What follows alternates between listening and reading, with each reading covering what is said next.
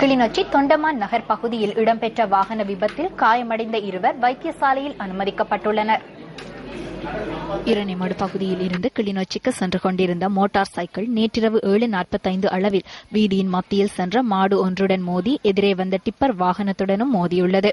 இந்த விபத்தில் காயமடைந்த இருவரும் கிளிநொச்சி வைத்தியசாலையில் அனுமதிக்கப்பட்டுள்ளனர். விபத்தில் காயமடைந்தவர்கள் ராணுவ உறுப்பினர்கள் என்பதும் தெரியவந்துள்ளதாக போலீஸ் ஊடகப் பிரிவு குறிப்பிட்டுள்ளது. பாயக்கல பகுதியில் பாதுகாப்பற்ற ரயில் கடவையில் இடம்பெற்ற மோட்டார் வாகன விபத்தில் ஒருவர் உயிரிழந்துள்ளார். கலமுல பிரதேசத்தின் பாயக்கல பகுதியில் நேற்றைய தினம் மாலை இந்த விபத்து இடம்பெற்றுள்ளது.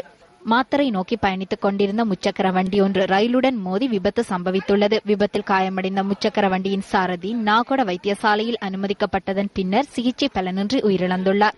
வடக்கு களுத்துறை பகுதியைச் சேர்ந்த 52 வயதான நபர் ஒருவர் விபத்தில் உயிரிழந்துள்ளதாக அடையாளம் காணப்பட்டுள்ளார்.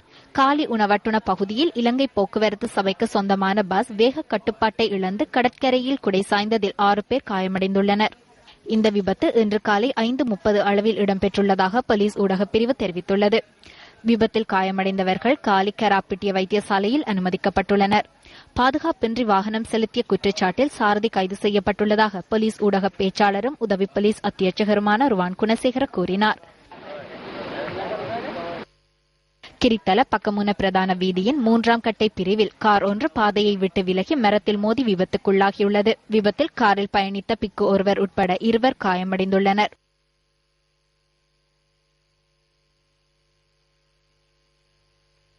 சீதுவையில் இருந்து கொழும்பு நோக்கி பயணித்த கார் நீர்கொழும்பு ரயில் கடவை அருகே ரயிலுடன் மோதி விபத்துக்குள்ளாகியுள்ளது. விபத்தில் 2 காயமடைந்துள்ளதுடன் காயமடைந்தவர்கள் நீர்கொழும்பு மாவட்ட பொது வைத்தியசாலையில் அனுமதிக்கப்பட்டுள்ளதாக எமது பிராந்திய செய்தியாளர் தெரிவிக்கின்றார்.